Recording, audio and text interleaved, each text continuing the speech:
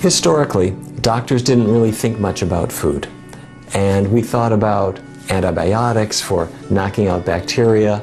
We wanted antiviral drugs to knock out viruses. And nutrition is looked down upon in medical education. It's not even the poor sister, it's the poor second cousin.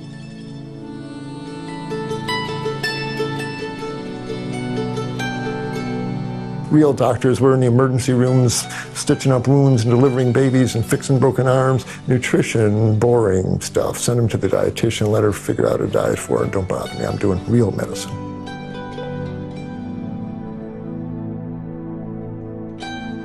A very unfortunate oversight, to say the least. But I'm happy to tell you that a great many doctors are now paying attention to nutrition and are talking about particularly plant-based diets, because we now know that we can not just prevent illness. In many cases, we can reverse it.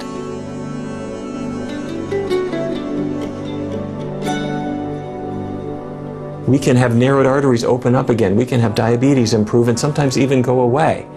And that is possible not with drugs, but with food.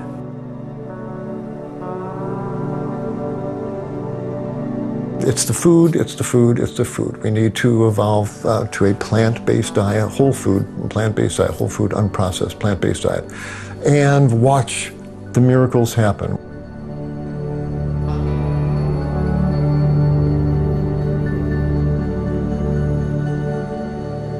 Marshall, Texas. Cattle country. Population 23,933, plus one mayor and his wife, who decided to tackle the greatest threat to life its residents had ever faced: their diet. By the time I was 18 years old, I was one of the top-ranked high school swimmers in the country. Even as a college athlete, I battled high cholesterol. When that chapter was over, that was really kind of it for me in terms of being an athlete. I came from the suppression side, which is the active side of putting out fires, to the administrative side, where it's more paperwork and more office and sit-down work. I started to have health problems because for many, many years, for decades, I'd been living on what a friend of mine calls the window diet. A whole regime was stopping at a burger place on one day, a pizza place on the next day, and so on and so forth. Very unhealthy diet. And the window diet is if you can pull your car up and they roll down a window and they hand it to you through the window, then you eat it. I had never eaten an orange. I was 28 years old, had never eaten an orange. I drank probably 1,000 gallons of orange juice. Well, from around here, basically, you're told that as you get older, you're just going to gain a little weight. I just started to justify, well, this is just what I'm going to weigh now. I'm going to weigh 200 pounds. Everyone looks at that as natural around here. By the time I was 39, it really caught up to me. I was about 50 pounds overweight. I was like, well, I don't know, who cares? Everybody else is overweight. Just one more overweight guy. But more important than the weight was really my energy levels. I felt terrible all the time. I was depressed. I was lethargic. I was unenthusiastic about my life. I had gone to my doctor and I had some issues, but he asked me what my biggest issue was, and I said it was my memory. I was having trouble remembering things. So my joints started to hurt. I felt sluggish. Then the years went by and another 5 pounds. I couldn't get it off though. I would try to go run.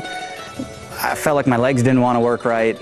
My lungs certainly didn't want to work right. I was making my way up this staircase right here to go to sleep and had to pause halfway up a simple flight of stairs. I was winded, I was out of breath, sweat on my brow, tightness in my chest, buckled over, and I thought, what is going on? You know, I'm 39 years old, I should be in perfect health, and I feel like I'm about to have a heart attack. A lot of my pilot friends have all had these lower discs in their back herniate. They end up having to get surgery. It's a very expensive surgery. It puts them out of work for weeks. They're laid up in bed.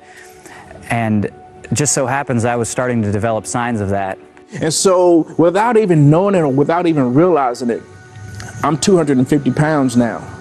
I'm 250 pounds and my radar goes off suddenly. Suddenly, I'm diabetic. The physician came back with the results and said, oh, your cholesterol is over 200.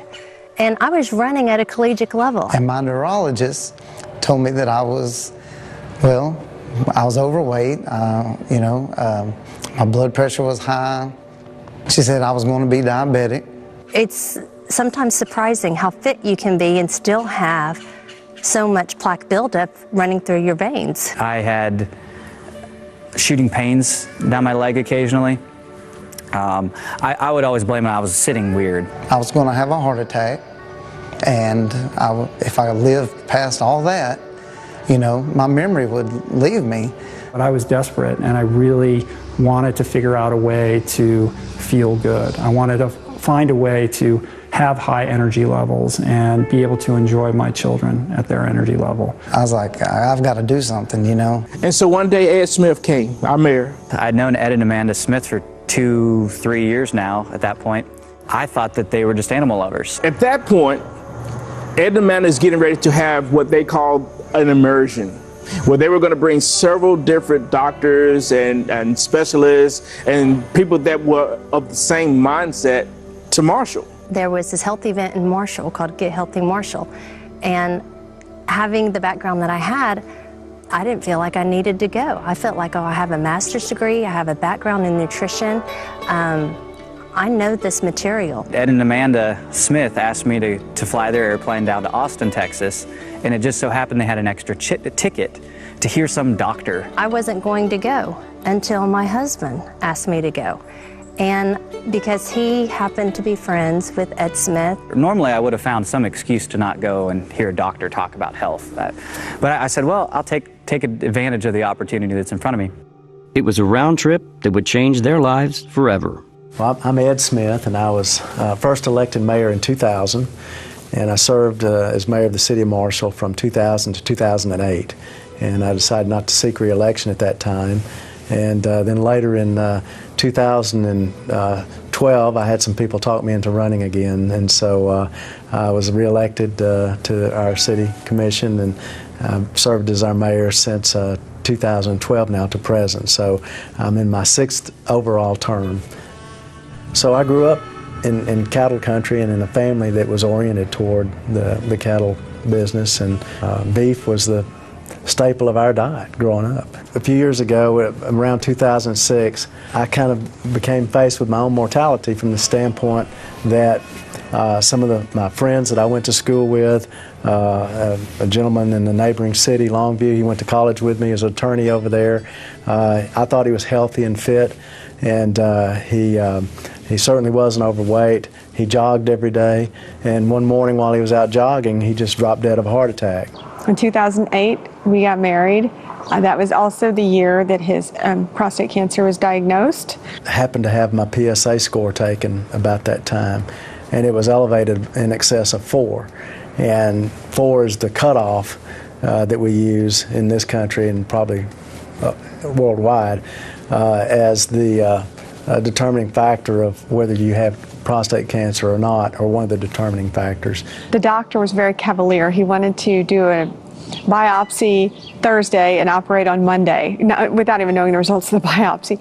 So we decided to do some research, and we scoured the internet. I went to a urologist, a gentleman in Florida, and who had a way of approaching treating prostate cancer with a whole foods plant-based diet approach. We made sure that we went back to foods that were close to nature.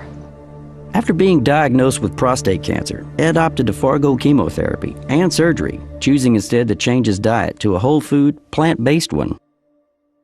To make things simple, I encourage people to eat from 4 healthy food groups: vegetables and fruits, whole grains, and legumes or beans. Those are the healthy food groups. Now that might mean a big bowl of porridge for breakfast, or perhaps some blueberry pancakes. And for lunch, I could have a vegetable stew, or a bean burrito, or I could have my spaghetti or other pasta covered with artichoke hearts and mushrooms and chunky tomatoes and peppers, whatever I want. But meat, you're better off without it. Same with the other animal products.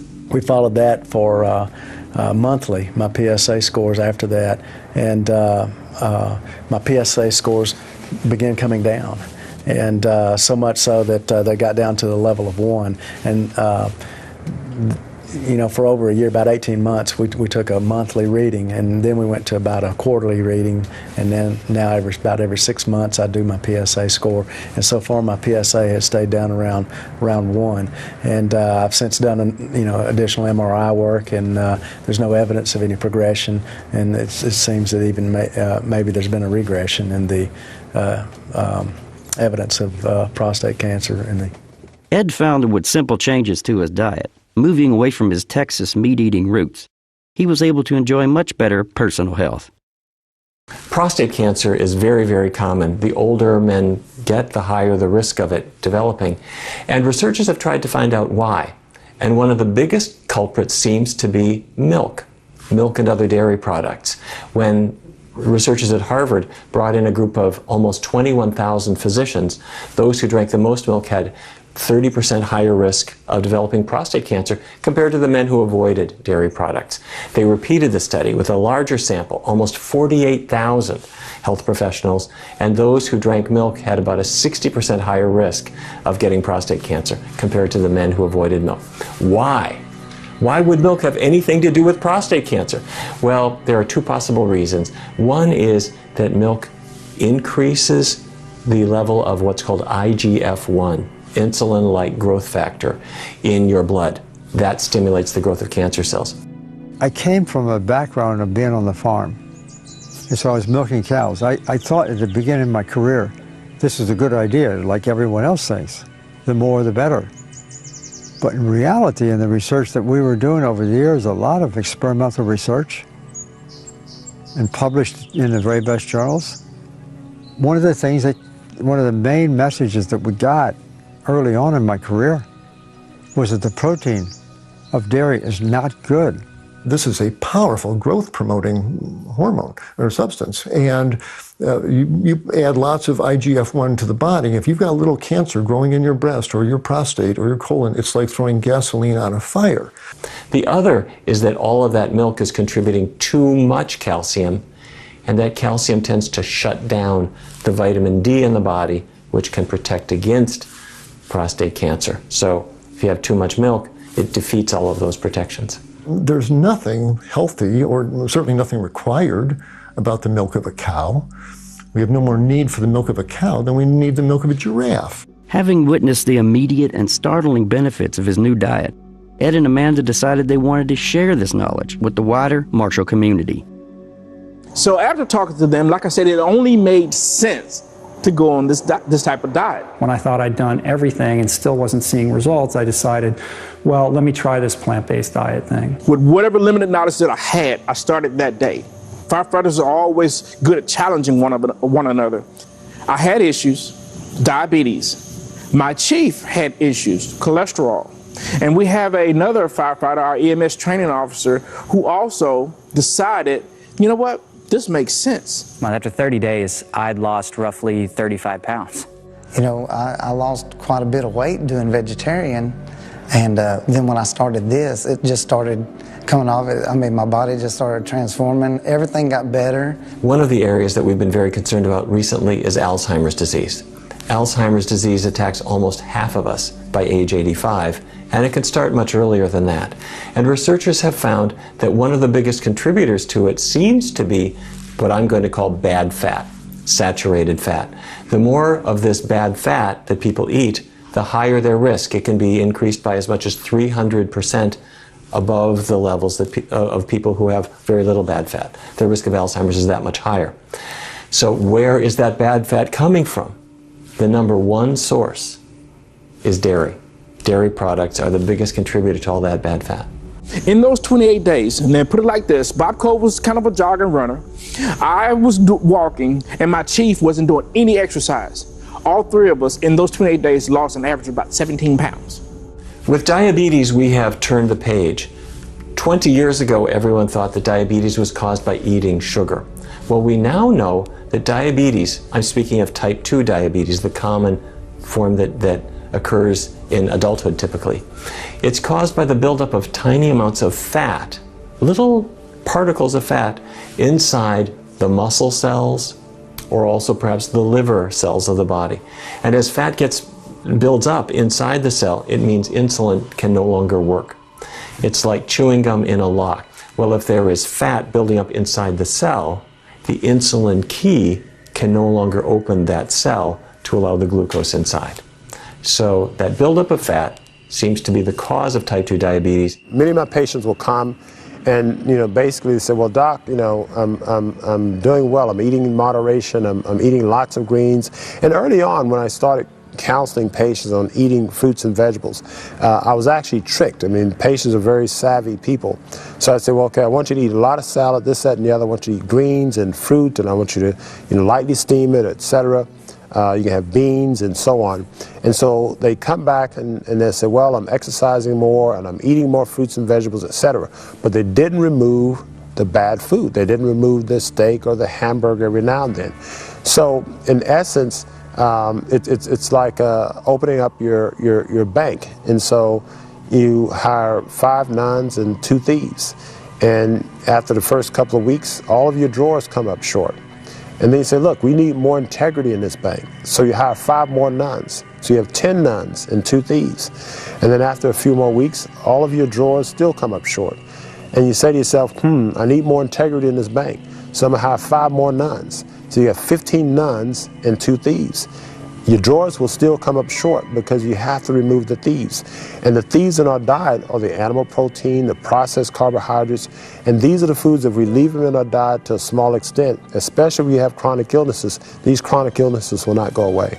And now I've been eating this way for over 2.5 years, and I'm doing great. And I actually did the cholesterol test, and my cholesterol numbers were 114. Well, 6 months after I'd made the change, my back healed itself. I haven't had, I don't know if it was the culmination of the weight loss, the overall just my joints and all of my internal systems just operating at a much higher level. But I don't have any back issues, haven't felt a sharp pain for months in my legs. I returned to a fitness regimen not because I had any desire to become a competitive athlete again. I just had so much energy, I literally couldn't sit still. I was bouncing off the walls, I was vibrating with all of this energy, and I said, I gotta go out and do something to burn off all this energy so I can sit down and focus and do my work. I think my relationship with my wife and my kids got better. It's kind of weird how everything just seemed to I've had no negative effects. I haven't been sick in over 1.5 years. No stomach problems, no chest pains, no reflux, nothing. It's just, every day's just a good day. Having been given a second chance, Ed and Amanda decided they wanted to make every day a good day for the citizens of Marshall. They designed a program to take that message to a wider audience. I was on the cardiovascular anesthesia service. That's the service that deals with people's hearts and blood vessels. And day after day, I was putting people to sleep and watching surgeons open their chests and pulling out this yellow, greasy material from their artery walls called atherosclerosis. After a while, I began looking at this material, and because I spent a lot of my time growing up on a farm, I looked and I said, that stuff they're pulling out of the arteries looks like chicken fat. And the little voice on my shoulder said, there's a good reason why it looks like chicken fat. It is chicken fat, and cow fat, and pig fat, and the fat of all the animals this man has been eating all his life, and started accumulating inside the artery walls. And that said something very profound to me. The #1 killer, heart disease, is something that I am convinced we could almost completely obliterate if people would get the animal products off of their plate. Because what happens is your cholesterol falls dramatically when you do that. And researchers have found that if you get your cholesterol below about 150, diet is the beginning of that. For some people, maybe 1 in 10, they may need medication to help them over that last little bit. But the heart disease is just gone. But this is a total body disease. That plaque that's in their coronary arteries is in the arteries to their brain, to their kidneys, to their legs. It's all over. And just pulling a little bit out of the heart arteries may save their lives acutely. But if they continue eating their current diet that put them on the operating table in the first place, they're going to be right back on the table. And indeed, that's what has proven to be. We saw the changes in my life personally. We saw the changes in my wife's life when she changed to this diet and her personal health. And then we we'd seen what was going on around the country with some of these various physicians and clinicians around the country and what was going on in their clinical practice and the results they were getting. And we thought, well, let's bring that to a community, to a city, and could we reintroduce a program here in our community to see if we could bring change into people's health. Being at that time a former mayor and now mayor again, is something that I feel like I have an obligation to spread this word out, because I have something that can change people's lives that I know about, that people need. Many people don't recognize they need it, but they need to know. They need to at least be exposed to it and have an opportunity to make an informed decision about their future and their health. To turn an entire community of carnivores into plant eaters overnight wasn't going to be easy. This was the home of the cowboy, but Ed had a plan. Being here in Texas, where we're in the heart of cattle country here, and yeah, we had a lot of resistance, a lot of skepticism, a lot of raised eyebrows. A lot of people thought we were crazy, maybe from Mars, People were wondering, what happened to me, if I lost my mind. We finally decided everyone in our community thinks we're crazy and they're not going to listen to us. So if we can't convince them, we'll bring the experts in. Well, the first event we did was an Engine 2 immersion. It was so successful, we thought we'd get maybe 50 people, and 200 people came. So we decided to do the New Year, New You Health Fest 6 months later, because January is a very slow time in Marshall. The businesses are slow. We thought we could get the best speakers in the world, and downtown would come alive with people learning how to be healthier, and it would be good for the community and would be good for the individual people who attended. So we wanted speakers that would never come to this area to be accessible to the people here. Ed and Amanda's plan was taking off, but they still had to convince the cream of the health crop that Marshall was a town worth saving. We're going to kidnap Chef AJ from this festival and bring her back to Marshall so she can do some talks and demos for people at the potluck tomorrow. So really excited about that. Once at the festival, Ed and Amanda quickly got to work, convincing the best health speakers in the world to come to a little town in the northeast of Texas to share their knowledge, to work their magic, to save lives. Hi, I'm Chef AJ. I'm from Los Angeles, California. I was originally born in Chicago, and I've been following a plant-based diet for over 37 years. And I'm excited to be here in Marshall, Texas for the 4th time that I've been invited by Mayor Ed Smith and his lovely wife Amanda to do one of their wonderful programs. And I remember the first potluck, there was, a few people. Every year it gets bigger, and people came in last night for a potluck. They drove from Oklahoma. They drove from Louisiana. So the message is getting out there, and people seem to really be hungry, no pun intended, for this knowledge. We try to do potlucks every month. We usually do about 10 months a year because we travel a lot, so sometimes we're not available to do one. But we do at least 10 a year. And during the potluck, if it's someone's first time, we don't ask them to bring anything. We tell them just to come, and there's always more than enough food so they can see what it's like in case they're nervous. We all sit and visit and eat, and then we show a video, usually a lecture by one of the experts. You can find a lot of these online, and we get videotapes from Veg Source, where they do the Healthy Lifestyle Expo every year, and they videotape the entire expo, and so we show those lectures a lot. But we try to mix it up and alternate the topics and so forth. So people come, they gather, they get that social aspect, they get to be inspired by other people's success stories, they get to eat great food, and then they get to learn something when they watch the lecture. Ed and Amanda's interactive approach was proving to be a big hit with the locals. Slowly, the people of Marshall were coming around to a new way of thinking about their diet. Trying something new and healthy. But the thing is, that saying about everything in moderation, a little bit won't hurt. Well, a little bit does hurt, and moderation kills, because what happens is even a little bit of these foods is making most of America fat and sick. So what happens is you become addicted. You get stuck in what's called the pleasure trap, and that's where most Americans are, because most Americans are addicted to sugar, fat, and salt. I had migraines up until I became the vegan, and I cut out all dairy products, and my migraines stopped immediately, and I haven't had one since. I guess my daughter told me something about the mayor here in town was vegan, and I said, that's very interesting, because sometimes you feel alone. Being vegan and everybody else is eating all this stuff and you're by yourself. So I was really happy to come up here and see that other people are as interested in health as I am.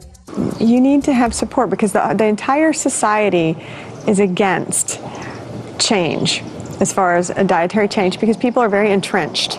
And in order for people to make change, they need support, they need encouragement. Changing my cooking style from to a more plant-based diet is definitely a learning curve. I think it takes at least 21 days just to mentally embrace I can physically live like this. And then after that, then you're more relaxed and your mind can entertain more recipes and it doesn't seem so overwhelming. People tell me often that the reason they can't adopt a healthy diet or a plant-based diet is they don't have enough time and they don't have enough money.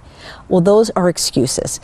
Because the reality is we all have the same 24 hours a day. And so that's an excuse right there. And if you get a pressure cooker, if you do simpler recipes, you have just as much time to make a vegetable stew as you do a beef stew. So I don't buy the time excuse. Everybody's busy. You end up finding those 5 to 7 wonderful recipes that you know are winners every time.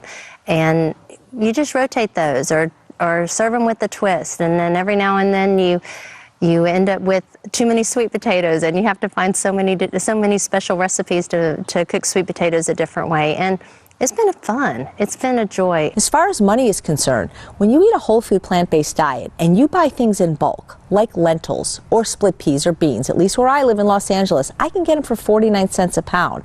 It's practically free. If you go to the Forks Over Knives website or Dr. McDougall's website, they've done research where they've proven you can eat for as little as something like $3 a day if you eat whole plant food. My husband and I noticed that the change from a plant-based diet, from a meat-eating diet to a plant-based diet, that it's in your mind.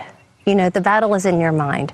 That it is, we used to say to ourselves, oh, we can't eat meat. Oh, mine was cheese. Oh, I cannot live without cheese. And it was so amazing to realize, oh yeah, you can. To maintain this new lifestyle, Amanda understood it was important to create a shopping regime that could be easily followed. During the grocery tour, it's sort of a little bit of everything. We have a few handouts that we give that explain about label reading, and we teach them how to read labels and what to look for, because you can do it in an instant if you know what to look for. If you buy smoked or roasted spices, the flavor is exponentially So much better. We teach them that, and then we also go down every single aisle and we pick up and show them the best products. And also we show them some of the deceptions in labeling and so forth. And so we teach them what to look out for that's dishonest, and we teach them products that they might not even be aware of that they can fill their pantry up with to have good food on hand. Many people are concerned about the fat and cholesterol in beef or pork. So they're looking for something healthier. They might switch to chicken or perhaps to fish. And I can understand why they would try to make that choice. However, when we look at the results, it doesn't turn out to help very much. Chicken is almost as high in fat and almost as high in cholesterol as beef is. And with fish, sometimes it's even higher in fat. Now, people will say, but it's good fat in fish. Here's the bad news. If I have a salmon or other fish, 70 to 85% of the fat in that fish is not good fat. It's not those healthy omega-3s that people are looking for. If I have a salmon fillet, it has about 12 grams of fat. Less than 2 grams are good fat. The other 10 plus grams are just there to increase your waistline. And when we look at fish eaters, their risk of diabetes is considerably higher compared to people who don't eat fish at all. As the people of Marshall began to embrace the new diet, the town's restaurants soon followed, as owners saw the growing demand for plant-based menus. 5 years ago, there were no restaurants that served what we call vegan. We had no restaurants that even had an inkling of what that concept was. And when we had our first event here in town where we brought in various clinicians and the speakers that we talked about, we realized that one, we've got to have somewhere for people to eat that's healthy when they come to our community here. And number two, if people want to make this change in their life and they can't always eat at home or prepare foods at home that are work, and are on the go during the day and that kind of thing, they need somewhere that they can find, support. Our first experience with vegans was when we were catering a trial group that came, I believe, from New York, and they said they had several vegans on their team. And at that point, Deb was scrambling online to find out, first of all, what it was, and second of all, how to prepare foods that were acceptable, because it's easy to shortcut. We helped educate them. We gave them resources of recipes and books from chefs and on how to prepare these kinds of foods and what kind of dishes are out there that they can prepare so they could find the right mix for their restaurant and that kind of thing. A lot of the restaurants were very skeptical at first, and they didn't think it would be really great for their business, but some of them it turned out to be amazing, and they've had some of them record-breaking weekends, record-breaking sales days, and more restaurants are eager to get involved. And I don't think it's just because of the money too. I think they're excited about what this does for the community, because it brings a lot of people into town and gets Marshall a lot of attention. So I think they want to be involved because it's an exciting thing for Marshall. So now we've got approximately seven to 8 restaurants now in our town that have whole foods, plant-based, vegan type option on their menu, and in some cases they have a whole separate menu of numerous vegan options and choices. And every time there's an event here, the other day we did an event over at Wiley College. Every time we have an event like that and people speak about the positive effects of a vegan diet, our numbers always increase on our black bean burgers and our veggie burgers and our vegan sandwiches. And it did this week. We had several people from the college come. As we began to have these seminars, bring people in here, people became educated and began to understand, what this meant and how it affects people's lives and how it can transform people's lives. So the human breast milk of the mother underscores the importance of the amount of protein we need. So we don't need huge amounts of protein, and we certainly don't need the wrong amount of protein. So yes, not only do we not need to eat animal protein foods, but we need not to eat animal protein foods to be healthy. Today, Dr. Montgomery revealed some very startling facts and statistics. And one thing that I've learned, I've been in the financial industry for years, and I learned you cannot argue with numbers. The law of large numbers always works. It always proves out to be true. You can argue, but it doesn't do any good. I've known for years, knowing something and not doing it doesn't do you any good. A lot of people say that knowledge is power. That's not true. Knowledge applied is power. I've had the knowledge for years, but honestly, it's just been an extreme gut check for me today to really, realize that it's not just knowing the truth, it's not just, hearing the facts, but I've got to apply it. And it's up to me to do that. A lot of times we try to blame all of our circumstances. Well, I grew up with this, I grew up with that. Those are things that affect us. But quite honestly, I'm a big boy. I'm 50 years old now, and it's my choice. On October the 20th, 2013, last year, I dropped dead from sudden coronary failure. My heart just failed and stopped. I was dead for 6 minutes. The last thing I remember is I had an increased heart rate. My heart rate was somewhere in the neighborhood of about 196 beats a minute. And my wife said, honey, we need to go to the hospital. We need to go to the emergency room. I said, let me go to the restroom. I was trying to come out of the restroom when I hit the floor, and the last thing I know is I called out her name. Well, at that time, of course, she called 911.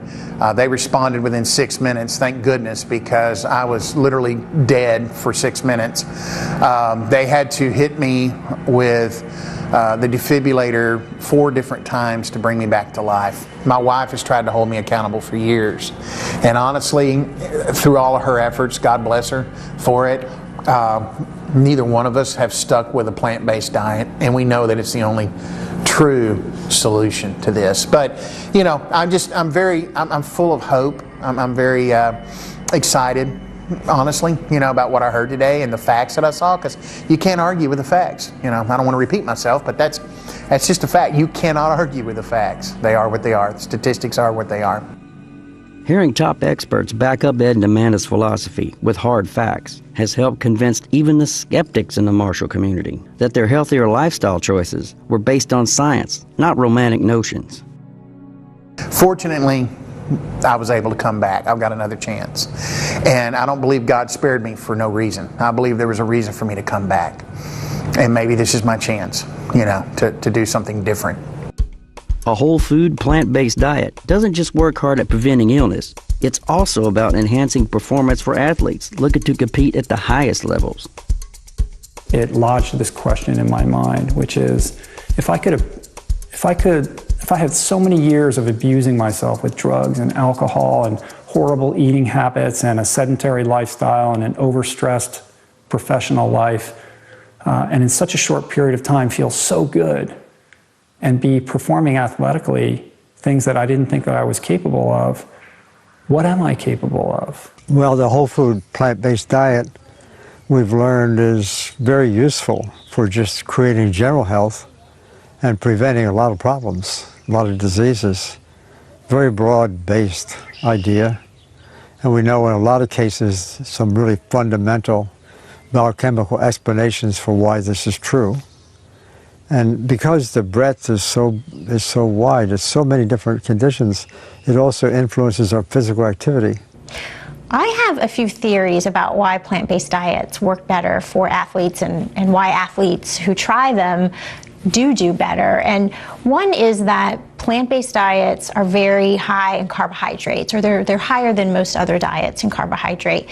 And if you know anything about physical endurance and physical activity, the most important thing you need to do is make sure you get enough carbohydrate. So in a society now where a lot of people are running away from carbohydrates, that's actually going to be detrimental to their efforts to have a more physically fit lifestyle. But if you're eating a plant-based diet, you're going for those carbs, you're eating those beans, those grains, fruits and vegetables, and therefore you're fueling the ideal athlete's diet.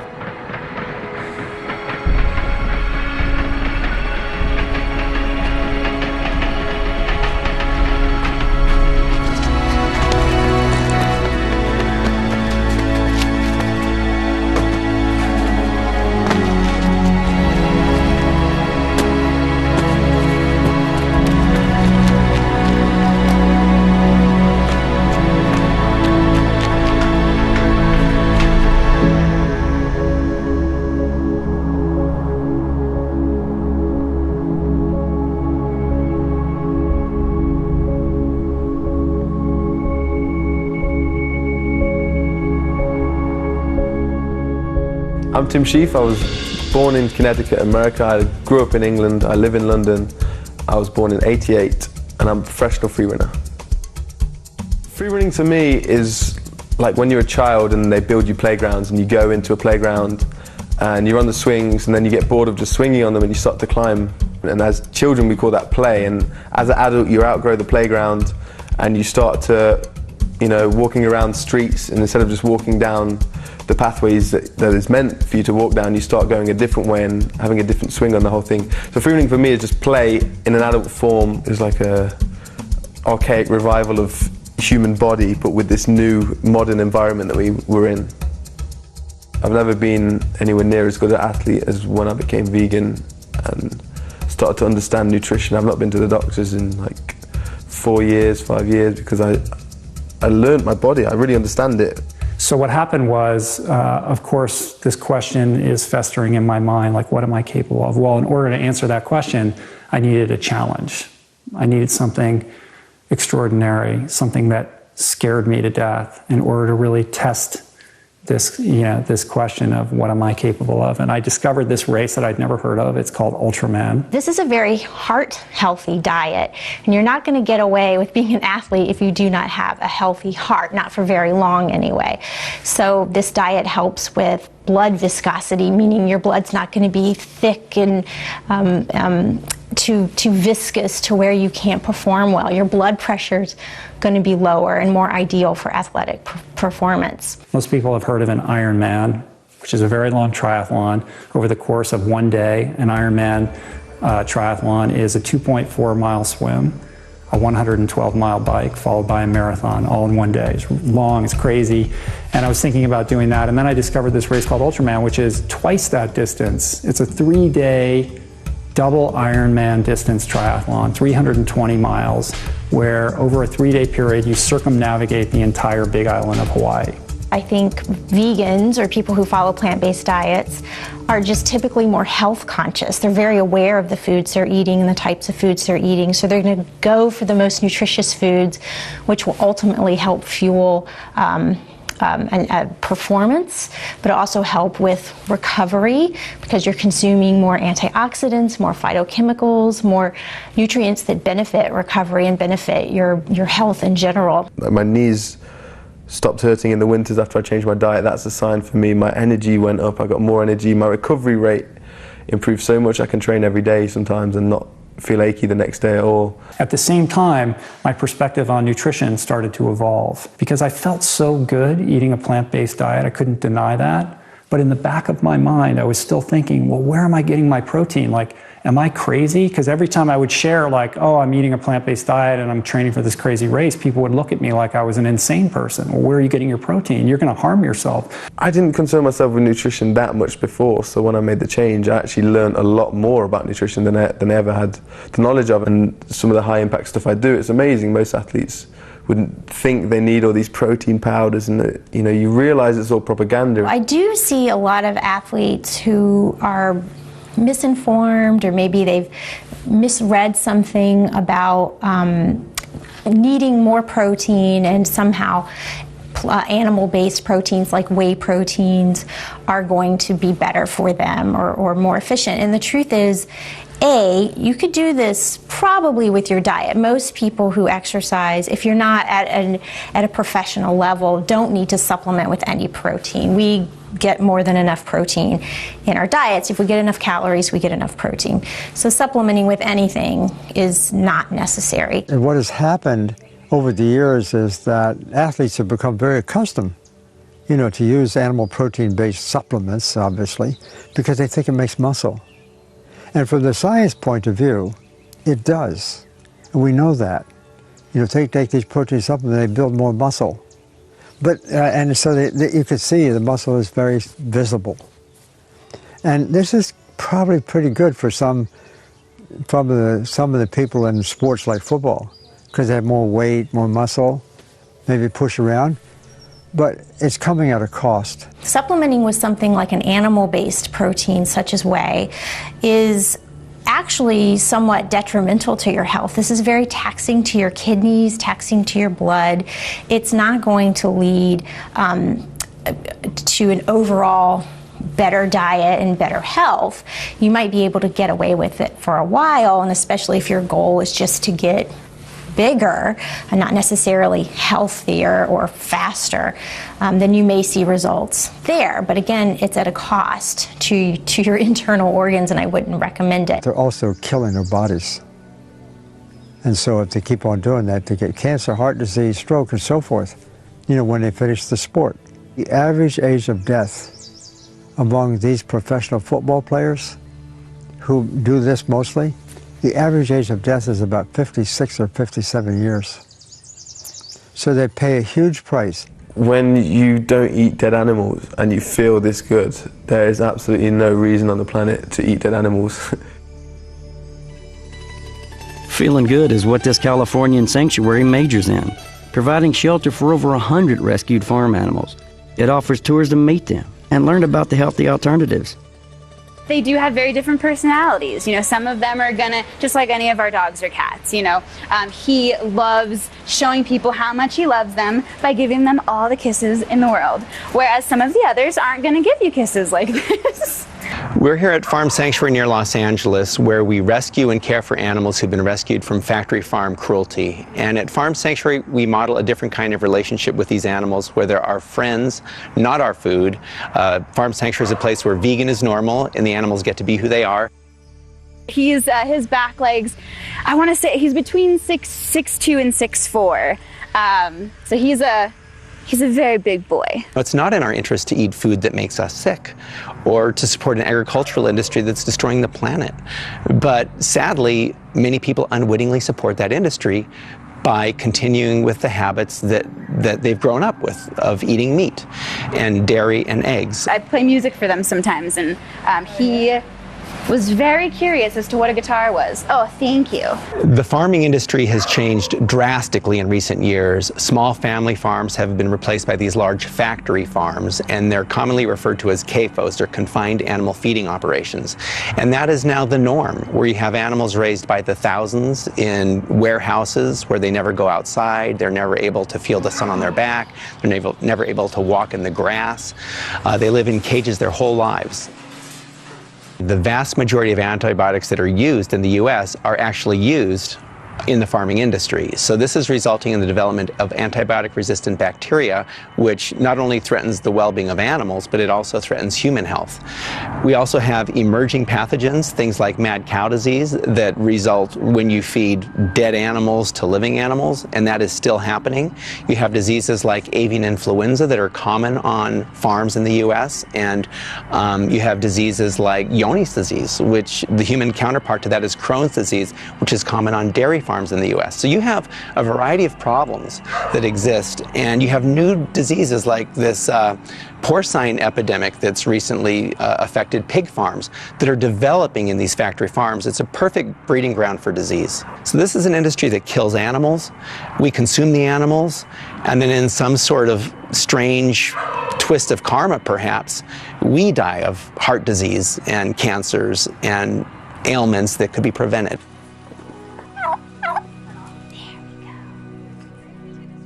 Each of us every day makes choices that have profound impacts on our own health. We literally are what we eat. And if we eat animals who've been abused and who are stressed and who are diseased, that has an impact. I think all the ethical reasons for being a vegan or vegetarian are solid, but some people really don't care about that, and they just want to get healthy, and we don't want them to feel like they're going to be judged or excluded. So anyone can come to something that's about health, but not everyone can embrace something that's about an ideology they might not share. The question concerning why this information is not better known is a really good question. But what's really interesting is that even in most of the ancient Greeks, they knew, some of them knew, they didn't have to eat animals. So they became vegetarians. Pythagoras, for example, was famous, and people who ate that way were called Pythagoreans. Socrates and Plato and some others, they knew that, you could be really fit and healthy if you did not eat meat. The big food companies, the giant food conglomerates, buttressed by very powerful special interest groups, well-funded and very politically connected, have done a fantastic job of convincing the American public that we need certain foods just to breathe in and out, let alone perform as an athlete. The forces that want to deny this are very, very powerful. Because I'm questioning, why do we rely on drugs, to get our health? Why do we eat the food that we ought not to be eating to make us sick, especially our children? Why do we make these really dumb decisions? But there's big industries. Don't want me saying that kind of thing, that's silly. Historically, the Department of Agriculture in the United States has played a big role in trying to promote agricultural product. That's part of their job. So they tell Americans to eat meat, eat cheese, eat sugar, eat all kinds of things that are made in America. When you think about it, in America, the nutritional guidelines that all students learn and have to follow, federal employees, the prisoners in the jail, it's made up by the Agriculture Department. Why is the Agriculture Department making nutritional guidelines at all? They're there to sell meat and dairy products. They're the Ag Department. The nutritional guidelines should be made up by the doctors, by the Health and Human Services Department, NIH, not from the Agriculture Department. Here in Marshall, it's something that we're trying to focus on now, a way to approach our school system and try to find a way to work with them to improve the school lunch program here. It's a little difficult from the standpoint that a lot of that originates. It's what they do through the state level in Austin. The Texas Department of Agriculture here in Texas oversees the school lunch program. If you go to any public school, you'll see posters that advertise milk, got milk, with pictures of strapping young men doing bench presses. And even if you're not focusing on these images, they're pervasive, they're everywhere, and they work on your subconscious. We're fighting a little bit of a Madison Avenue war, and the other side has more bucks than the broccoli growers and the kale growers. We have lifetimes of seeing these images, of being told milk does a body good, or if you want strong bones, you've got to drink milk, or if you want to build muscle, then you need animal protein. And it's simply not true. The meat and dairy industries have been relentless in loading up the medical literature with suggestive studies that, oh, this fat isn't quite so bad, and it's not quite sure if animal protein causes this.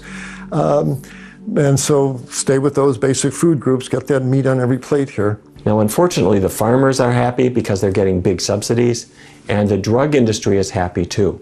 But everybody else is paying a terrible price for this, so I'm convinced it will change. The kind of current vogue that we got it all wrong and saturated fat is healthy, it's fine, don't worry, it's good for the heart, the cardiologists have been misled. That is the biggest bunch of bunk that has come along in the last 5 years, and there's no question it's driven by big meat, big dairy, big farm. There's huge billions of dollars at stake here. In recent years, we've seen a bit of a fad called the paleo diet, and the idea is let's look back in time at the Paleolithic period and see what people used to eat. And they picked a time when people had developed stone tools, like hatchets and arrowheads, so they gained the ability to kill animals and eat meat, but before they figured out how to put seeds in the ground and grow plants. And so the idea is in that little band of history, after we could kill animals, but before we had agriculture, that must be the healthiest time. Well, if avoiding flour products means you're not eating so many cookies, maybe that's a good thing. But on the other hand, if it means you're avoiding healthy rice and healthy plant products and loading up on meat, you can gain weight, you can have a high cholesterol level, and your risk of a heart attack or diabetes or hypertension will go up. I like to look a little bit further back. Human beings biologically are related to the other great apes, chimpanzees and gorillas, for example. And they are not charging around in the forest with a hatchet trying to find an animal they can slaughter. They're eating foods they can pick with their hands, especially fruit. And they have perhaps a model that might tell us a thing or two. For Ed and Amanda's journey, Marshall is a single step towards the education of thousands of towns. We're faced with a healthcare crisis here in this country, and it trickles right on down to our state and city level. Our city here in Marshall is located in what we call or what's been referred to as a stroke belt. And our healthcare costs here in our city, to our city government, is approximately $1 million a year. That's substantial. It's a big hit in our operating budget, and it's indicative of the crisis we face all across this country and across the state of Texas. I think that is going to change because we have a problem here in America, childhood obesity. And 1 in 3 children will develop diabetes as an adult. We can't afford that anymore. What we've seen with Whole Foods Corporation here is they've taken a policy of bringing the idea and the concept of Whole Foods plant-based diet to their employees and even to their patrons, and exposing them to that concept, and in so doing, they've been able to lower their health care costs over the last few years. They're, in fact, the only Fortune 500 company whose health care costs have been on the decline in the last few years as opposed to increasing like everybody else across the country. So by encouraging their employees to adopt a Whole Foods plant-based diet, they've been able to reverse their health care costs in a meaningful way. And that, of course, that goes to the bottom line. Not to speak of the benefits for the individual lives that it improves. So that's what we hope to do here. I hope that we're able to see that kind of a trend in our own community. It's undeniable that Ed and Amanda's passion has helped the town of Marshall to not only improve the individual health of its citizens, but also the town's standing on the map and its tourist trade. Sometimes it's real hard to get some of the firefighters involved, but slowly but surely they're starting to try it, and you see a lot of the firefighters are juicing and doing different things. They're actually eating healthier, whether it be juicing or actually just eating better, leafy greens, vegetables, fruits, and things of that nature. So they're buying into the concept, and they're feeling better. They're working out, as you can see. They play basketball. They do all sorts of activities and such, and their stamina is getting better and more prepared for what we do. We're trying to inspire people to eat healthier, but when we see their transformations, we're inspired. And Reggie certainly is a great example. Our former county judge and his wife have made a transition, and they've seen some tremendous health benefits in their lives. I was borderline diabetic, and I asked my doctor, could I wait and not take medicine and see if the new diet would have an impact on it. When I went back to see the doctor, she was thrilled that I had lost weight and my sugar had gone down where I don't have to take medicine. So for Ed and Amanda to bring this bright but warm light into this community is nothing but good. It's cracking, and the sand is wearing away under the foundation. The public is understanding. There's an old saying, you can't keep a hat pin in a cloth bag for very long. The point comes out, and this truth of this is coming out. The United States is the most prosperous country in the world, and yet we've never been more sick as a society. And that would give most people reason to be very negative or pessimistic about the future, but I'm very optimistic. I'm very inspired by the kinds of things happening all over the U.S. and around the world, where people are becoming aware of our broken food system and they want to create change. This plant-based movement has really taken a foothold, and I've seen countless people change their lives completely in very short periods of time, repairing their health wholesale by just getting back to the root, by getting back to eating whole plant-based foods close to their natural state. Human beings are social animals, so if everybody is doing something, we tend to do it and accept that it's just the normal way of being. But as people start doing something in a new way, and if these people are healthy and happy, other people are curious and interested in being healthy and happy, and are more likely to try it and become interested in living that way. And in places like Marshall, Texas, you have the mayor who's pushing for a healthy, plant-based city, and it's a great thing to see. I think the most rewarding thing is when someone we don't even know comes up to us and says, I want to tell you what happened to me because of Get Healthy Marshall and what you're doing. I went on a plant-based diet and my life has changed. I love that. And I'm seeing this movement blossom everywhere I go. People excited because they're looking for real, sustainable, long-term solutions to their diet and their health.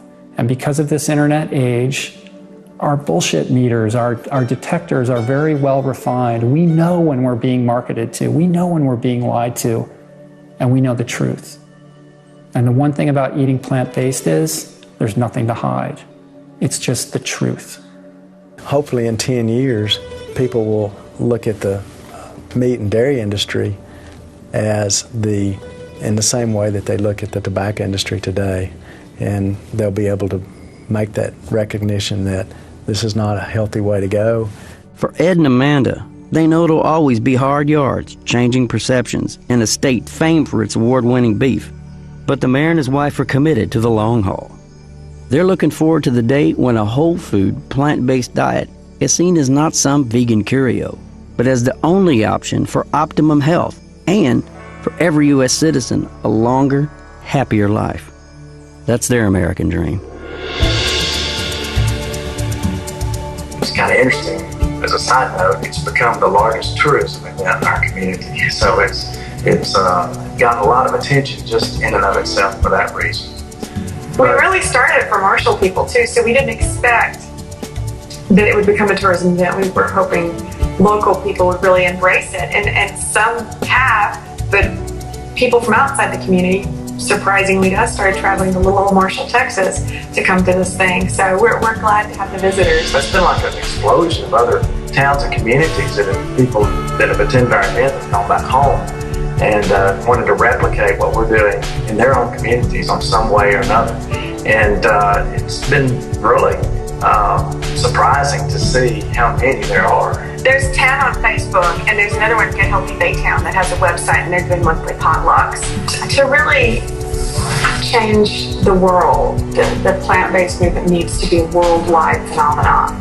There's a lot of exciting things happening around the state of Texas, around the United States now. It's amazing. And not just here, but in Europe also. So we're excited to see all the new changes and new awareness that's coming about.